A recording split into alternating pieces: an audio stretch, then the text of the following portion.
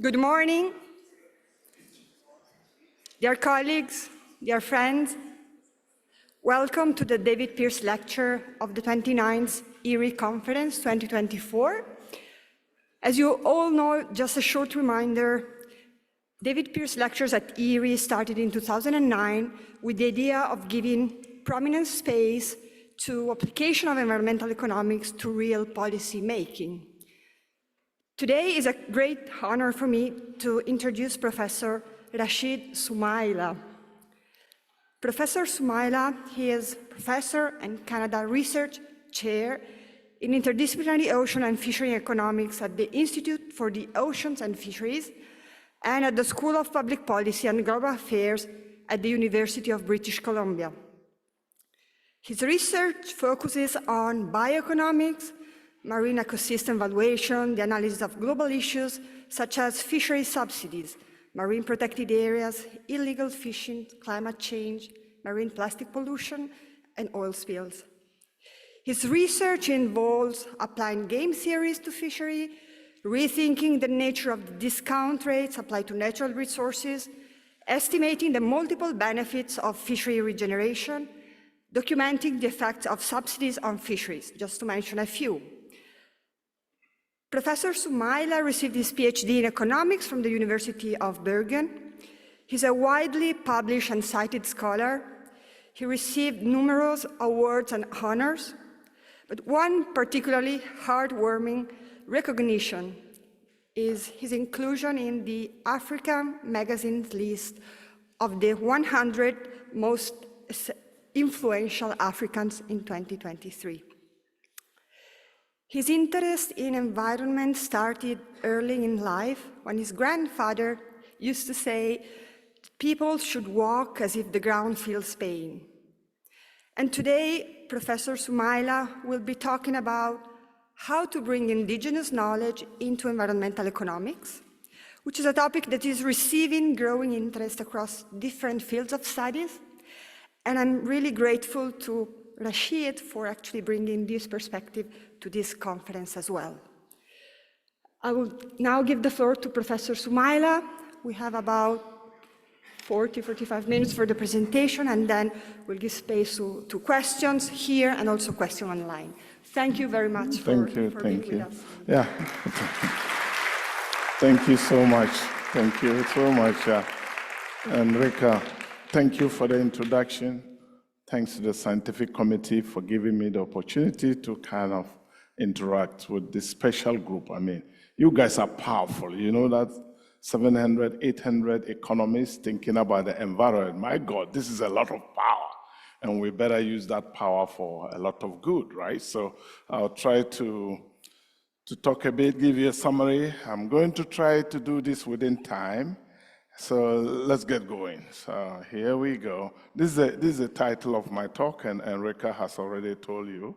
My main goal here is to say that environmental economics, and actually economics in general, needs to open up a bit more. We need to look around, take all the wisdoms, take all the ideas around, and plow it into our economic analysis in order to help the world to make a move, right, to deal with the problems. And I'm going to go into a dialogue with David Pearce himself. So let's see how this goes. 4 main goals. I thought I should introduce myself very quickly, a few slides.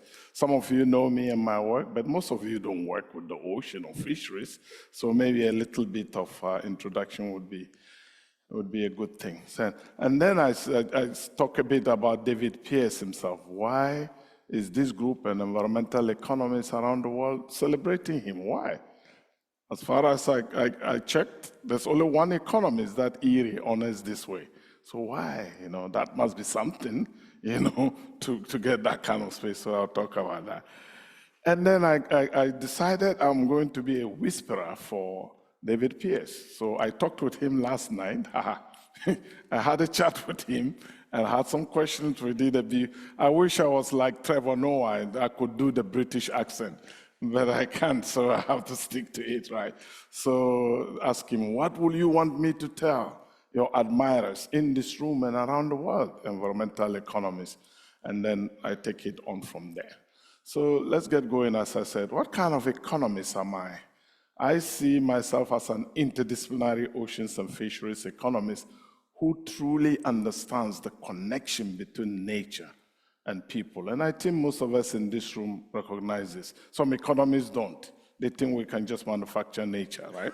Everybody here knows we can't. We're connected to nature. We're intertwined. This is my favorite model. It's very simple, but as you know, you can complicate this to hell.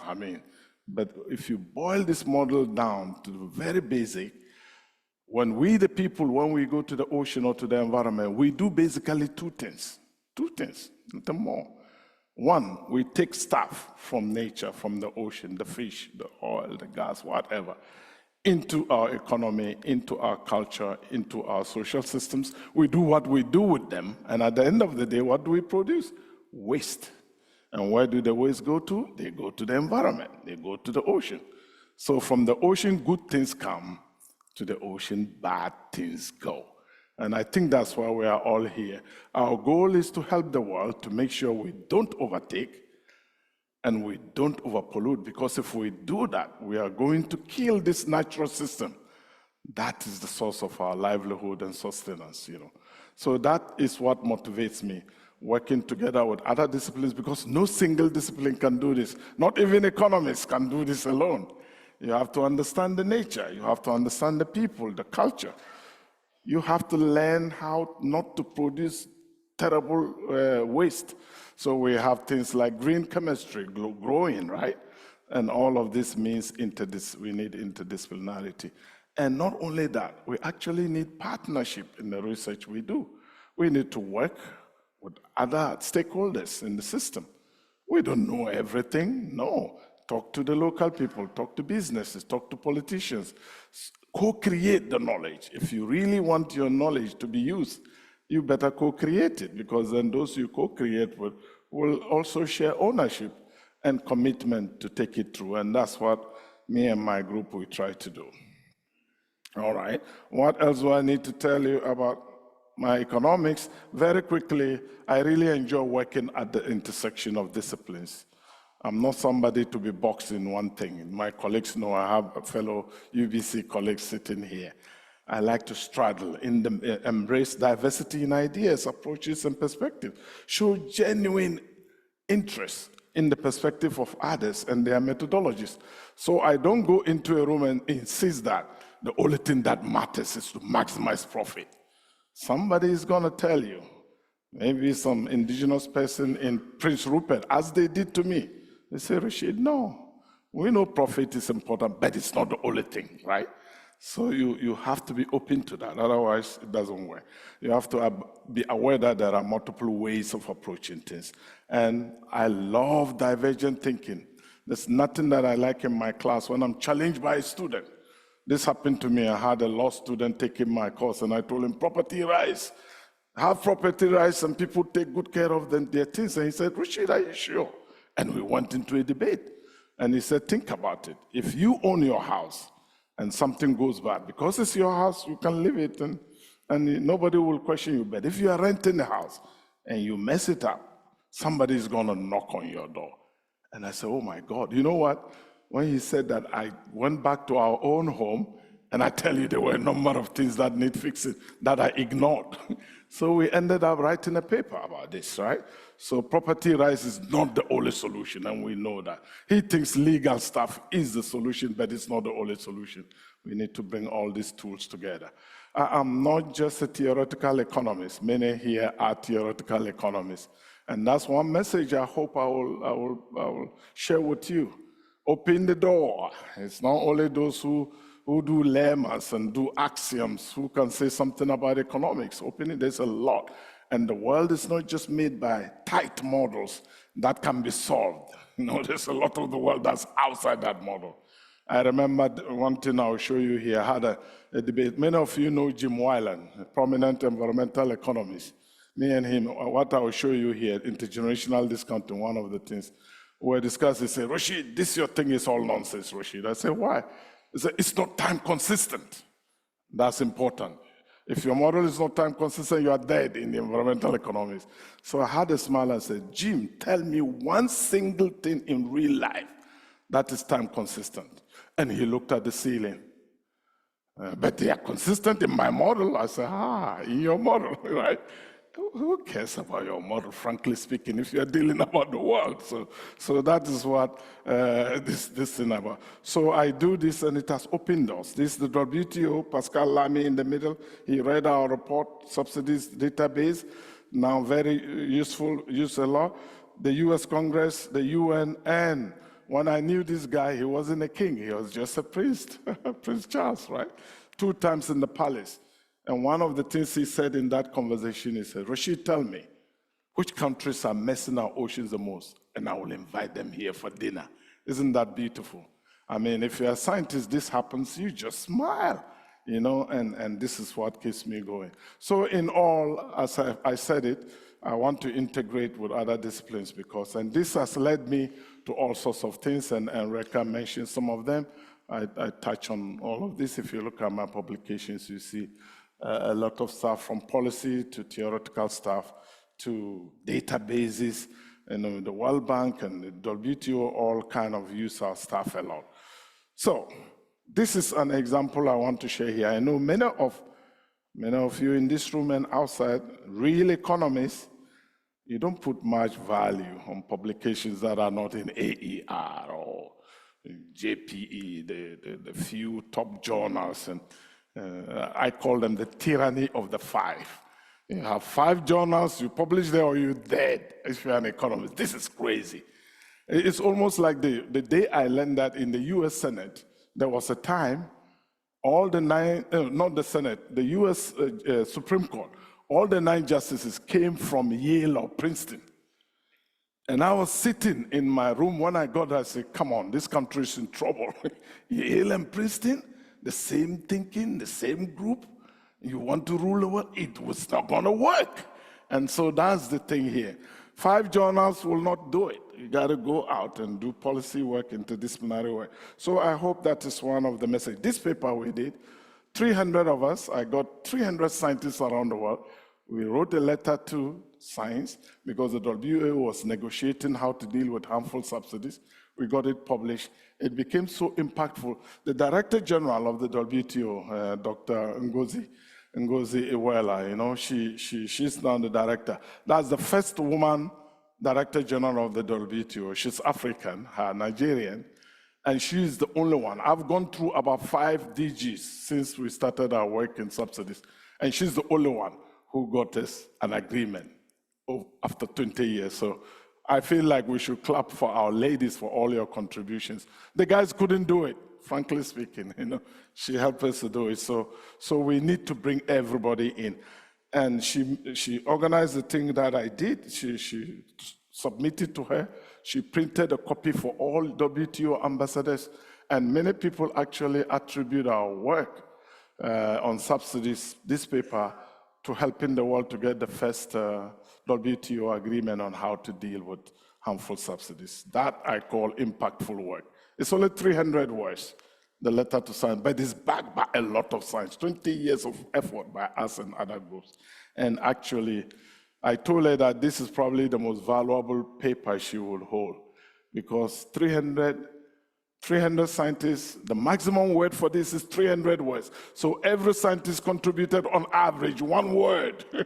Have you ever seen a paper like that? That's powerful. So that is the thing. Okay, that's enough just to show you what I've done. If we have time, I have a little video to show us. Now, this is David Pearce. If you don't know how he looks, that's the man we are celebrating today. And why do we do it? Very quickly, you know this. He's a solid academic. There are many points. I just took this, including the fact that he's technically a Nobel laureate because he's part of the IPCC. And number 2, he cared about impacting policy. And that's very crucial for today and what I do, others do, and what the world is looking for. The more you do the policy thing, applied work, the more you get to spaces. Little Rashid, I call myself, one of my highlights. I gave a talk at the State Department. That day, Secretary John Kerry, it was his conference, he opened the thing. gave his talk, introduced President Obama.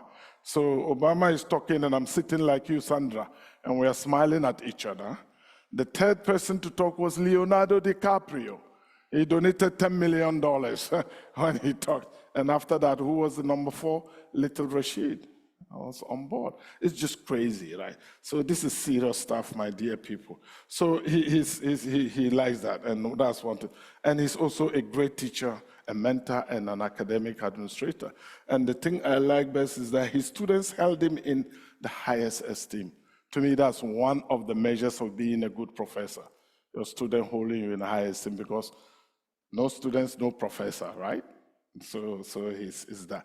And he's won a lot, including this talk, which I think, to me, is the greatest honor he got, the fact that each year ERI members celebrate his contributions. All right, so here I decided to talk with him to say, what do I talk about? So this is my first question to him, and that's his response. So how are you, Mr. David? So I visited him in the night whilst you were sleeping after the night's dinner. So, and we had a dialogue. And my main question to him, what will you want me to talk about? And essentially, he says he's frustrated, started this decades ago with many people, some in this room and not, trying to get environmental economics to impact how we handle our environment, and he's disappointed. So tell them something that will help us move forward. And then I push him, the frustration, and these are the things that he's worrying about. Overfishing, fishing down, taking the big fish, going down, climate change, the pollution I talked about, oil spills. So David is still worrying about this in his grave, right? He told me yesterday, I'm his whisperer. So he says, say something that will help. Essentially, the key message I got in this, my made-up dialogue with him is that he says, you know what, open up the profession. Look around, check out indigenous knowledge, granny wisdom, and see how to bring them into economics. So that's the message from David to you guys, according to Rashid, okay? Yeah. And so, you know, when I showed this picture here, Vanishing Fish, up in the corner, that's the title of a book by my colleague at the UBC, Daniel Pauli. If you're in fisheries, you know Daniel Pauli, right? And he's very worried about this fishing down marine foodway. And so he wrote a book called Vanishing Fish. And without talking to each other, at the same time, I was also writing another book, which I called Infinity Fish. So Vanishing Fish, Infinity Fish is beautiful, right? He's worried about all the decline. Then I come up and say, actually, if we value our ocean and the fisheries properly, we will find out that fish is actually more valuable than diamond. Whoa! I said this in Namibia, and they were blown away, because these are the two resources. They always, the fisheries minister brighten up, because in cabinet they say, oh, fish, who cares about fish? But actually, and chapter 1, if you just read chapter 1, you get, I don't have time to tell you. Essentially, I'm saying that if we manage our renewable resources sustainably, everybody here knows that, they will continue to give us benefit forever. Fish, even if it is small benefit each year, over time to infinity, if you sum it mathematically, it's infinity benefit. Therefore, it's infinity fish. How about diamond? The marketeers tell you diamond is forever. Diamond is not forever. You dig 1 ton of diamond today, you cannot go back tomorrow and dig it. And when I said it, there were 3 African ministers there. I said, I know why you are thinking. He said, but Rashid, we will invest the diamond proceeds to give us benefit. I know that you are all running deficits. You never save a penny. I better have my fish for sure than rely on you. So that's chapter 1. So how do we move from that? Indigenous knowledge, what is this? It refers to the traditional knowledge of cultural practices developed by indigenous people over centuries, which they pass on. It encompasses a deep understanding, and I think this is very important, of the interconnectedness of life, nature, and the cosmos, emphasizing sustainability, community, and the respect for all forms of life. I think this is powerful. If we can put this in our models, we will be going somewhere, I think. Respect for all forms of life. You don't just knock off everything to take that noodle in the deep sea. No, you have to think about the whole thing. And this also, that's that. How about granny wisdom? Granny wisdom often refers to the practical knowledge common sense and life lessons passed down through generations, usually by our grandmoms, right? I'm just opening it up to include grandfathers, you know, and fathers, anyone, any elder around. Just listen to what they say, and we all have stories. And this has nothing to do with indigenous or not. Everybody has a grandma, right? So we learn a lot from that. How can economics bring this into the thing? So, and then now, I'm going to just focus on one type of indigenous knowledge that I've actually engaged with, which is the seventh generation thinking, where indigenous people in BC, for example, say, we manage our resources thinking of the seventh generation. So this long-term thinking, this is not quarterly profit, obviously. So if a generation is 20 years, that's 140 years thinking. You know, that's the kind of thing. So it's long-term thinking. Please note that. I'll come back to that. And then this was the thing that Enrica mentioned when we were kids. This is in West Africa, Nigeria, and Ghana. I'm from the two countries, my parents.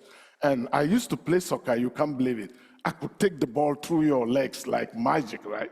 European Cup is going on here. So we would be playing and knocking and hitting, and my grandfather would say, come on, guys. Just because you can do this doesn't mean you should do it. You should walk on earth as if it feels pain. At the time, I didn't understand this until much later. This is really sophisticated environmentalism. And I believe humanism also, because anyone who can walk on this as if it feels pain will know how to relate with other people, how to relate to nature. And I think this is the kind of thinking we need to bring here. It looks like I'm a game theorist. It looks like I'm dreaming, but I'm hopeful that in the future, humanity will lift off enough to really take this kind of things into consideration. When I translate all this together, I've come to this conclusion. Somehow, we the people, we have to reach a level where to help us move from vanishing to infinity fish, from vanishing fish, we need to abandon the notion that, you know, that we have to take everything everywhere all at once. You know where that came from, right? That popular movie, 17 Academy. I was watching it and I said, oh my God, when it comes to the environment, it cannot be take everything everywhere all at once. We will be in deep trouble. So that I'm bringing it into the debate here. Next thing, I go back to the seventh generation thing, connected to discounting, which is one thing that we do a lot. My fellow economists say, don't think about the discount rate. And I try to listen, but I go to bed and I dream about the discount rate because it's so important in whatever we do. How can I not tinker with that? I mean, it's about today and tomorrow. A lot of our problems is that we are short-term in our thinking. We want to front-load our benefits and backload our costs, right? So I cannot do without thinking about discounting. So this is Nietzsche of all people. Some of my European friends say Nietzsche is not somebody to be quoted on many things. But I think he got this right. He describes egoism as a perspective as it applies to feelings, according to which what is closest to us appears to be large and weighty, while the size and impact of things diminishes with time. Each one of us can relate to this. Of course, I want my dollar today, than in 10 years. And this room today, now, in the world, this is the most important space for those of us in here. So I'm not contesting this, but we have to watch what it means, right? So let's do a bit of economics here. I was playing around years ago with this idea. So I say, let's assume we have a constant flow of benefit. This is current value through time. If you discount it by 8%, as I did, that is the flow of the net present value, right?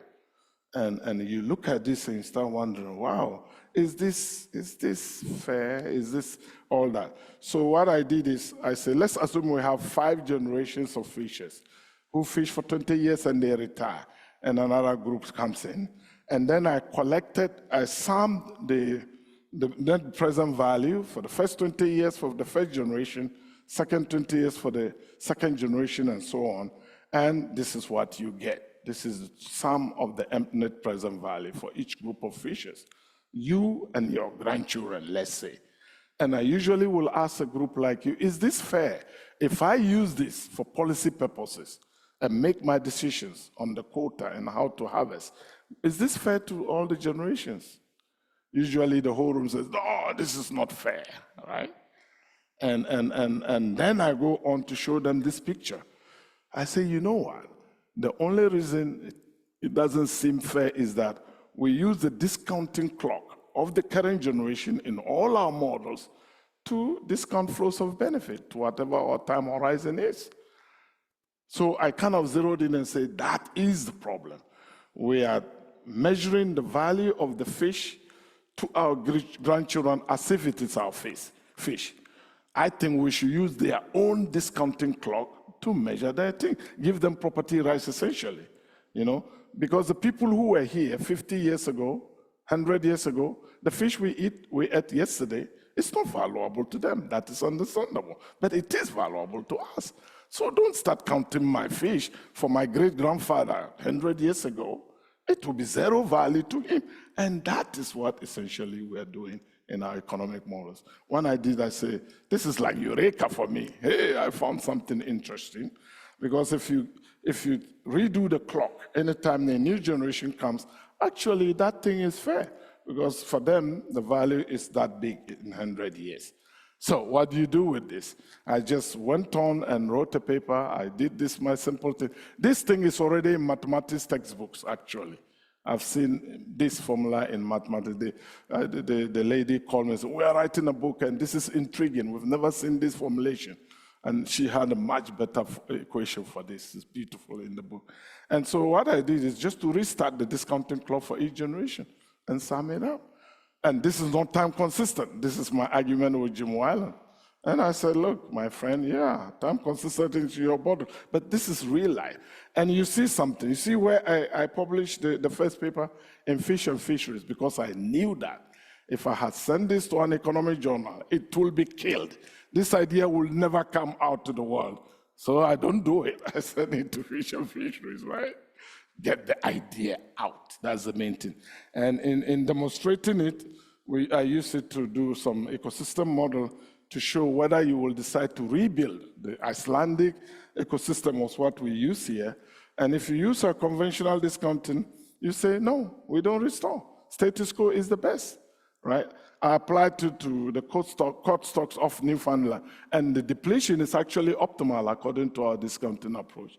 But if you use our approach, you count the fish of each generation as their fish, then rebuilding is sensible. All right, that's a quick summary of the paper. When I got this, I distributed with my colleagues at our center, and Carl Waters got really excited. Some of you will know Carl Waters, one of the big ecological modelers in the world, actually. He came to me and said, oh my God, you just discovered something. All that we are doing, he said, what our policymakers are doing is criminal, he said. He wanted me to put in the abstract of our paper. I said, sir, please, I'm not that crazy, right? So together we worked and did a dynamic version of this. But we had very strong assumptions. I don't have time to go. So we built this thing up. And when I finished this paper, you know where I sent it? I sent it to AER. Ha-ha. And I thought it would be thrown out in 3 days or a week. But to their credit, they actually sent it out to review.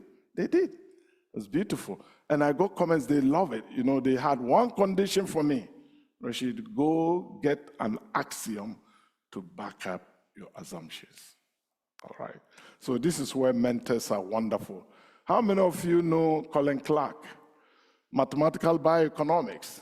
I mean, he's written the Bible or the Torah or the Quran of bioeconomics. I mean, unfortunately, we lost him this year at 92. It's beautiful. He's done amazing stuff. Colin Clark, he was writing books up to 90. It's amazing, the longevity of the guy. And so I told him, I sent this, and you are a mathematician, they want an axiom. What do we do? He said, Rashid, why are you wasting your time with AER? In this room, that is blasphemy, right? Why are you wasting your time? The world is crashing and they are looking for an axiom. Send it to ecological economics. And I did, and we got it published. You know what this paper has done to me? It got me into the White House. Not the Obama White House, the Bush White House. the Office of Management and Budget invited me to talk about this because they're struggling with that. All right, that's just one example. Open big doors. And actually, I gave a talk at the American AAAS meeting. There was a journalist from Stockholm. She grabbed me and took me out and interviewed me and said, you know what? I believe that somebody is going to win a Nobel Prize on discounting. It comes to the committee every year. We just want an economist who can convince economists to take this serious. So you have a Nobel Prize there waiting for one of you to pick, man. So that's that. So what we did in our paper, we did this tableau, tried to go generation by generation. Again, no time to tell you everything about it. And then we solved it using Euler's theorem and came up with this. So this W is the equivalent of our discount factor, the D in conventional thing, and we solved our equation and came up with that complex looking thing. So my hope is that all of you after today will start using this in your analysis, not the whole thing, because then you get a solution which gives future generations property rights. All right, and that is the first story. And this connects to the seventh generation thing.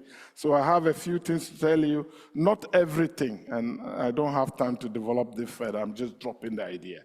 We have the deep sea and the high sea. In the deep sea, there are special animals living there. Some of us call them the orphans of the ocean. They are not in country waters, exclusive economic zones.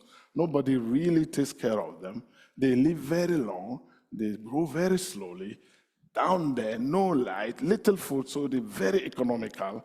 And people want to catch this fish and eat them. They do, actually. Orange roughy and Alfonsino. Some of them have names like people. Alfonsino, Mr. Alfonsino is a fish, you know. They live for 100 years. The green line shark lives for 400 years. So what I tell them is anything that can live as long as your grandma and your grandpa, you better leave them alone. So I'm hoping that the world will reach a stage where we make this decision deliberately. It's not all just about maximizing profit everywhere. There are some things that you just leave alone, and I think this is one of them. You probably have heard about not everywhere, again, going down to the seafloor, 2,000 meters down, to take cobalt and things like that. And there are arguments for it and arguments against it. And to me, what I say is these things are not put away by nature so far away, evolution so far away for nothing. They are not like mangoes. Think of it. A mango, you are walking, a ripe mango, you pass it falls on your head saying, please eat me, please eat me. Mangoes are there for us to eat. But to go down 2,000 meters because you can, I think it's crazy, really. Leave them alone. They're hiding away from us, by the way, 2,000 meters. So that's another thing. So, not everywhere, not everything, not everywhere, not all at once is a mantra that I hope this amazing group can help the world to get to. The young people are already on the path. On the 27th, I gave a talk to hundreds of young people in Switzerland. They call it the Villas Institute. They had a summit. The room was, you should see these young people. My God, they just make you smile. And I think they will help us get to this stage, hopefully. So that is what I have to say. But in order to implement this, we need the cooperation of people in this room, really. For example, we need to open up the profession in so many ways. Just look at this room. This is not the world. Where are the Africans? Where are the Asians? Somebody asked me yesterday at dinner, why are you here? Are you European? I said, no. I'm here because I'm an environmental economist. The environment doesn't know Europe or Africa or Asia. We're all connected. And we need to really get this going. So in terms of jobs, I mean, you guys are on the search committees like me these days, opening up and getting indigenous people and other people to kind of mix up the ideas so we get somewhere. All right, I think I'll stop here. I have a few minutes to do my video, I believe. I have more than 5 minutes, and that's what it is. Again, I'm trying to illustrate what this kind of work has done to me as a person and to the profession. It's unbelievable. There are spaces you can't believe that applied work has taken me to. and I'm very grateful for that. Please, can you start the video? This is a 5 minutes thing.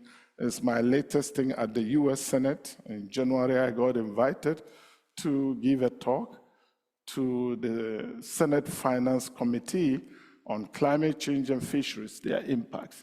So, are you ready? Thank you. Thank you very much. I want to start by thanking the Chairman White House, Ranking Member Johnson, and committee members for inviting me to speak today. It is a privilege and an honor. My name is Dr. Rashid Sumaila, and I'm a University Killam professor and Canada researcher in interdisciplinary ocean and fisheries economics at the University of British Columbia.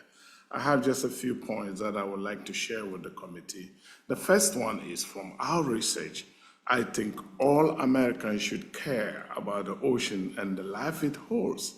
Even people who don't live by the coast, even the 60% of Americans who don't live by the coast.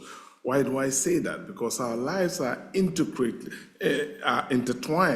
connected to the ocean, as it provides us with valuable resources, and I don't have the time to tell you all here. Just on the fish alone, the ocean contributes significantly to our global food supply.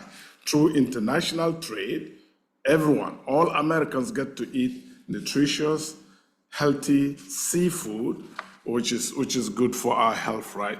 And globally, commercial ocean fisheries catch about 120 million tons of fish a year. And these fisheries generate about $240 billion in worldwide revenue for fishers each year, which translates into economy-wide impacts of roughly $600 billion annually.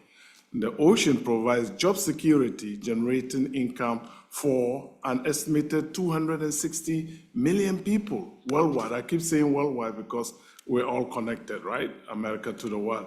And note that these numbers don't even include recreational fisheries and shark watching and whale watching. Now, in the US, and the chair has given out some numbers, I have numbers that are quite similar.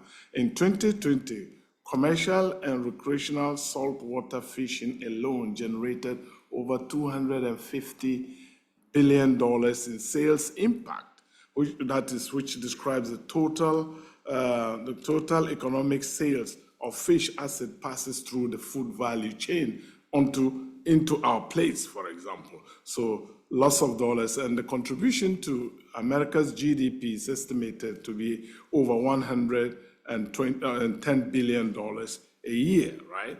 Which supports 1.7 million Americans, the jobs in the marine sector.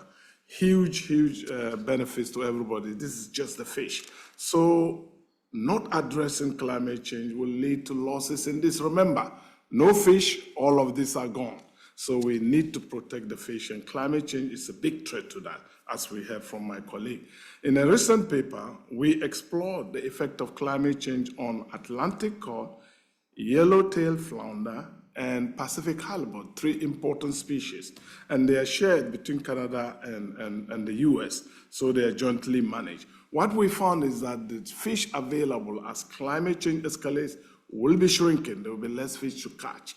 But even more importantly for the US, the proportion of the profit to Canada and the US changes because the fish move up, right? So Canada's profitability will increase from the current 39% for Atlantic cod to 65%. So a big disadvantage for the US. And in the case of yellowtail flounder, we see something similar. Canadians will get more profit. 76% of the profits will turn to Canada rather than the current 68%. In the case of Pacific halibut, we see relatively stable profitability, mainly because of the nature of halibut and its distribution. So, and this is we see this rarely in analysis we do. There is another study which I will put in the written statement that you can see lots of losses for North America and the US. I want to conclude by restating that the US has a lot to lose as climate change continues to grow. Consumers, businesses will face financial losses if they want to continue to consume and provide the same quality and quantity of fish as climate change escalates. By reducing the effects of climate change, the US will achieve what I have come to call infinity fish, the idea that Americans will have the possibility to continue to eat nutritious, healthy protein forever, and therefore achieving infinity benefits. So I thank you again for the opportunity to testify and look forward to your questions. That's it. Yeah, that's it. Yeah. So now, questions time. Yeah, yeah. Thank you very much. Yeah. Thanks. Have fun. Thank you, Rashid, for your amazing talk and also thought-provoking speech. So we do have quite some time for questions, so we can take questions from people here in the room, as well as from people online. So people online, if you have questions, you can raise your hand and you will be given the possibility to ask the question directly.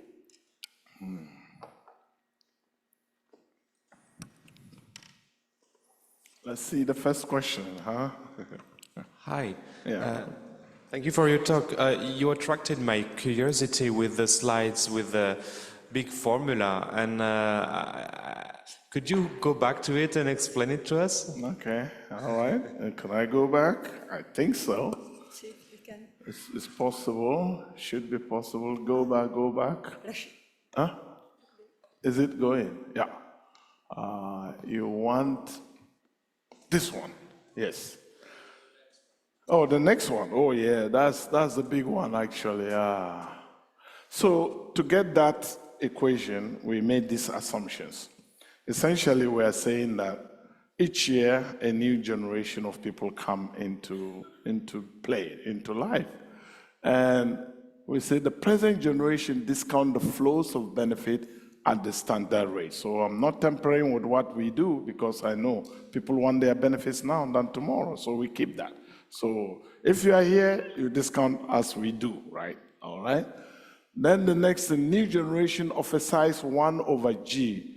G is generation time, right? So a proportion of, so if it's 20 years, you get 1 over 20% portion of your population coming in. So we're assuming 0 growth rate, right? Just to make things a bit tighter.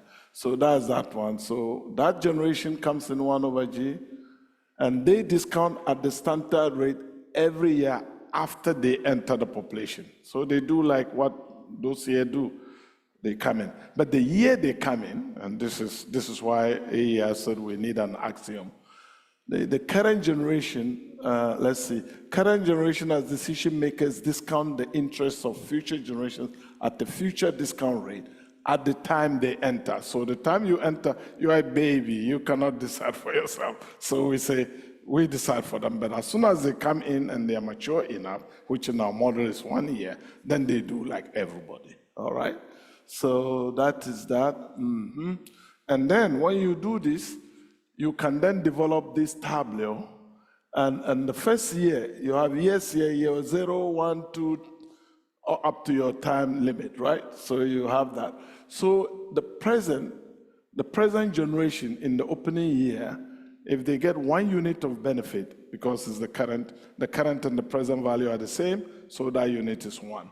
But as time goes on, they discount it as we do with D, the discount factor, 1 over 1 plus delta, right? And then, so they discount, that's the present generation. Then a new generation joins in year 1, and in the first year they are not there, so nothing there. But in the year they come in, the current generation, we discount for them, and we decide what the future generation discount rate is, DFG. And then we discount it for them, and they come in, after they come in, they discount the standard way, so that's that column.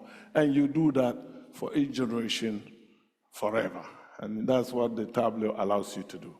When you do this then, we use Euler theorem, and I'll tell you a secret here, I collaborate a lot.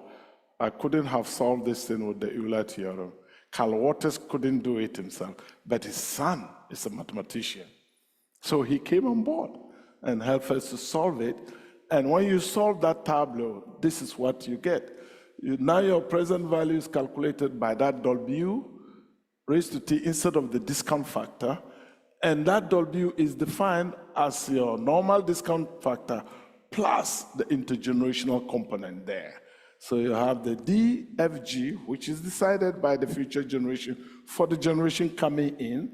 And then when they come in, they do their own discounting T raised to T minus 1. And you divide it by G, the generation time. Because a fraction of your current generation comes in, year out. Assuming zero growth rate, you can make the G a function and introduce growth. But okay, it's already complicated enough. So that is essentially how we drive this equation. Does that help a bit? Yeah, please. And now you can go read the paper and apply it. Actually, I've seen applications of this in finance, in agriculture, and I team up with Larry Carp and Eva Ekelon, a mathematician. He loves this thing, my God. And we got a paper in GYM, actually, based on these ideas about intergenerational discounting. So there's a lot of interest in this. Yeah. Thank you for the question. Yeah. Thank you for a very inspiring talk. My question is about indigenous knowledge, and I feel safe asking this question here in this conference, and I haven't felt safe to ask it in other contexts. Excellent. Progress. So it has to do with indigenous knowledge, because I'm part of an IPBS group working on transformative change, and indigenous knowledge is heralded as something very important, and I agree.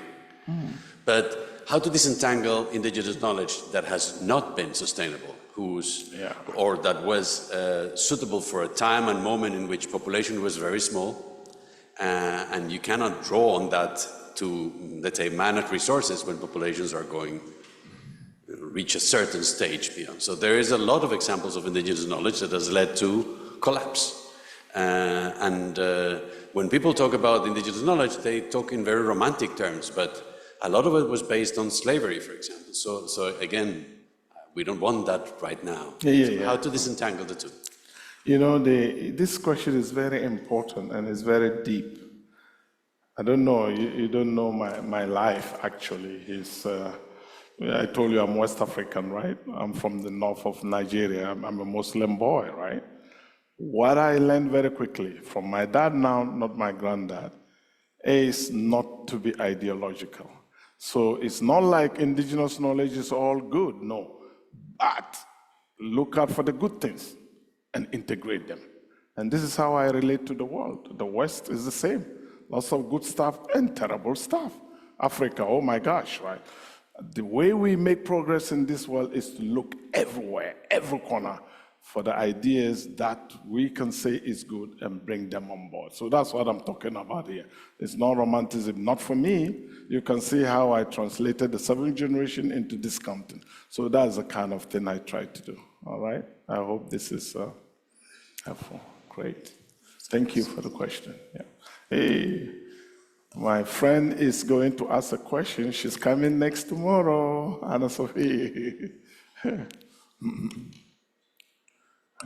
Thank you, Rashid, for this great talk. I would also like to talk about indigenous knowledge, and I know there is a lot of wish to have it in science processes, but I was also involved in a process where we tried to have indigenous knowledge in an Arctic context. Yeah.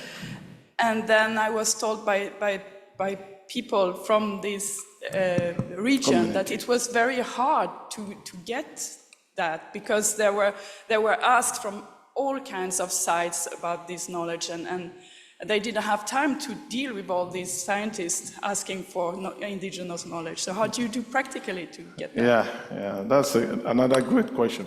The thing is, really dealing with indigenous knowledge is difficult. It's not straightforward. It's not easy. You don't go into a community in British Columbia and say, hey, I did that actually. When I started, I went to Prince Rupert in our research team, and I told them, I'm coming here, we work together, we value your fisheries, so when people come to deal with you, you at least know the value. And you know what? As I was talking, an elder was sitting there smiling, and I knew I was already in trouble, And then he raises and said, Rashid, we don't want you to value our fisheries. I said, why, sir? And he said, no, because historically, anytime we put value or anyone puts value on our thing, we lose it. I've never forgotten that. It hit me hard. So I pulled back. For 10 years, I never went back into the community. But now they've come back. We are working together to develop some valuation methodology that takes into account what they see as the value of the ocean. So you need patience. You need to develop trust because of the history. I don't blame them. I mean, if you go through all this, you got to be cautious, right? So yeah, you are right that it's not easy, and I'm not saying it's easy. So the way I've done it is I get a nugget and I say, how can we kind of deploy this in economic thinking to help at least open up things a bit? All right, thank you. Yeah. Thank you very, very much for your talk. Yeah, okay. Oh, it's you, sorry. I was saying, where is that coming from? Okay. So thank you very much. So I've been many years a member of the UNESCO World Heritage Committee, and then we relied on the ICOMOS reports for the natural heritage, and on your new IUCN, and you're a member now of the IUCN. I remember now, yeah. And then what they always used, they were much better than ICOMOS, so that's good, because they're scientists. Yeah. But from an economic point of view, they always were bean counting, so many species have disappeared. What's your agenda there? How are you going to improve it with your background?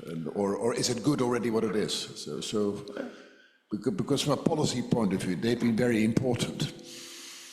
So can you reformulate the question? So you're going to be a member of IUCN, yes, and then you're going to give expert advice on the Galapagos Islands or on the rainforests. Yeah. And then typically most of the reports, they just count the number of species. Okay. Are you going to do it different? Oh, we're always looking for ways to improve. I mean, in the beginning, they just count species, but that is obviously that's what I got you. Yeah. So we bring our heads together and improve on that. So, for example, the example I gave with working with Indigenous people in BC, they actually came to me and said, Rashid, anytime we go to Ottawa with an argument, nobody listens to us because they just care about the dollars. So how can we really talk in dollar terms? I see my friend smiling here. And so together we had workshop at UBC many times trying to develop. So we had this very simple method based on contingent valuation. We go into the community, we ask them, what do you value? And so we did a pilot. So they identified 6 things, including making money, because you need money to pay it for fees. But that was not the only thing. They had health, they have potluck, they have all the social. So we did that. And then we developed this simple methodology where we actually go in and ask them, we give them a budget. You have $100. How much will you allocate to each of these, the 6 things you do? And they did allocate. And we use that very simply to come up with the value that takes that into account. And actually for salmon, sockeye salmon, 1 unit of salmon, when we did that, the value was 9.5 times the market value. And this is working with Indigenous people, asking them. In many instances, the solution is with the people. Just ask the people, ask the people. So, yeah, we'll work together, sir. Yeah, yeah, thank you. Okay, this is good. I'm so happy we have time for questions because... Thank you very much, an exciting talk, thank you. There is a very powerful literature in environmental economics and beyond, all areas of economics that deal with very long-run problems on declining or time-varying interest rates. Yes. Did you compare, simulate the two just to see if there is a big difference in the results? It could be that in some cases there wouldn't be a huge difference. Yeah.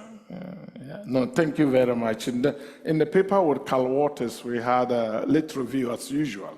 We started from Pigot himself. Pigot talking about how did he put it? He almost said discounting is madness, after coining it, helping to coin it because of this reason. So yes, we did the literature. You have Weizmann. Many people here know Weizmann, of course, and we lost him early. He did the, what did he call that? Gamma discounting, right? Then you have hyperbolic discounting. And so we did review all this and the new ideas here and there, and comparison we actually do. And you are right to some extent. For example, we compared that model we did of Iceland. We said, what discount rate will you use conventionally? That will be the same as our result for the Icelandic system. And actually, we found anything below 3% will do the job. So there you go. So there is some convergence here and there. What I like about this, and many people, non-economists, like about this, they find it to be very intuitive. They find it to be intuitive. They find it to be almost like giving property rights to future generations, which we champion a lot here. You just do. People tell me, Rashid, why do you care about wild fisheries? Maybe the future generation would love to eat jellyfish. I say, come on, isn't that so nice? Self-serving. We eat the cod and the salmon and the tuna and leave jellyfish for them. How about you leave them the option to decide, right? So yeah, people like it for that reason. Thank you again. Yeah. Yes, sir. Let me also check whether there are questions online. Good. Meanwhile, we can take these last questions, I would say, and then we move on. Thank you. Thank you, Rashid, for inspiring, as always, and very thoughtful session. I'm a practitioner, and I need your wisdom on a challenge that I face quite often. Yeah. As we all know, valuation is a human institution, and you can apply a Cartesian approach, with the formulae, market-based economics, and so on.